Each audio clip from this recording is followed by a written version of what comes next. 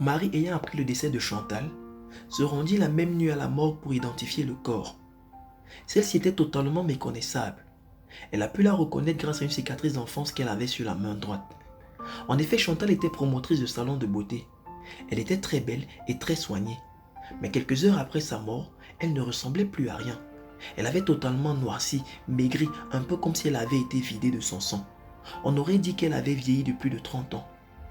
Marie est intriguée, car elle était avec Chantal en journée. Celle-ci n'avait pas cette apparence-là.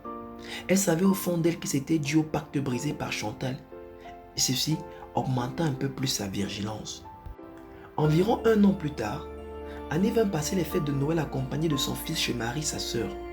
Tout allait bien, mais Alex, le fils de Annie, est un petit garçon turbulent. Un jour, pendant que les deux sœurs étaient à la cuisine en train de préparer le dîner, Alex entra dans la chambre de Marie comme guidé par un esprit invisible. Il se dirigea vers le tiroir dans lequel celle-ci gardait précieusement sa bague magique. Sans hésiter, il l'essaya aussitôt. Marie ressentit alors que son neveu avait porté sa bague. Elle contacta aussitôt le sorcier qui lui ordonna de sacrifier son neveu, sinon c'est elle qui mourrait dans les 72 heures.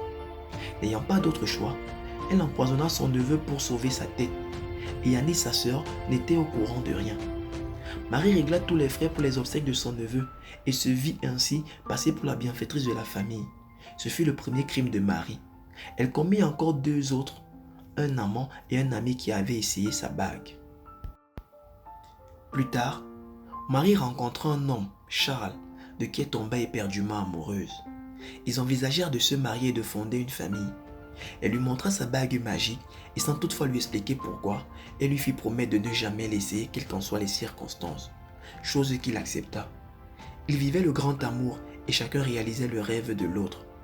Pour la première fois, elle avait tout ce dont elle a toujours rêvé, argent, prince charmant, bien matériel, voyage, etc. Par amour, elle se laissa aller et commença à entretenir des rapports intimes sans protection avec Charles. Quelques mois après, Charles tomba malade et semblait perdre chaque jour un peu plus sa force vitale.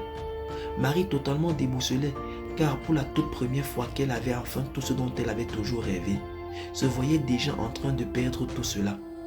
Elle ira raconter ses peines à Sophie et celle-ci lui fit remarquer que c'est le prix à payer car elle a désobéi à la deuxième règle qui interdisait tout homme à éjaculer en elle lors des rapports intimes.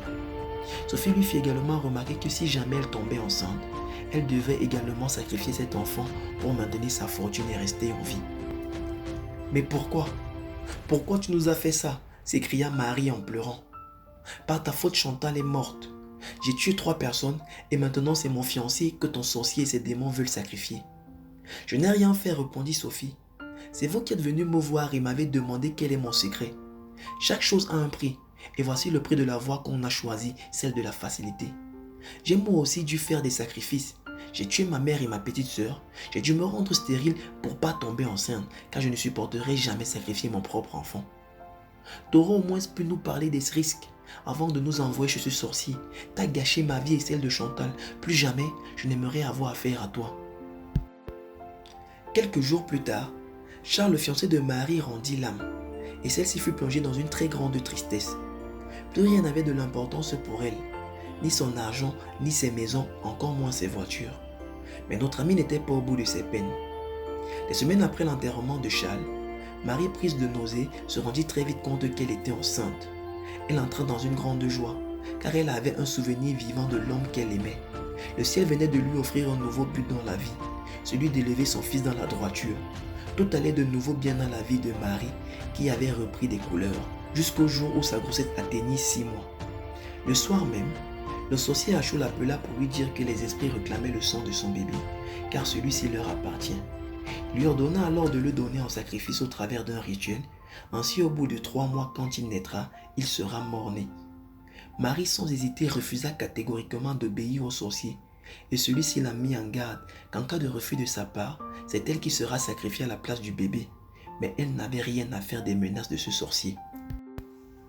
Au 8e mois de grossesse, elle n'avait toujours pas sacrifié son bébé et elle fut soumise à toutes sortes de persécutions. Des cafards commençaient à abonder dans sa maison. Ils s'envolèrent partout et infectaient toute la nourriture. Après, c'est une maladie inguérissable qui s'attaqua à elle. Elle fit le tour de tous les hôpitaux, mais on ne trouvait pas la source de son mal. Ayant perdu 30 kilos en 2 mois, Elle n'avait plus que la peau sur les os.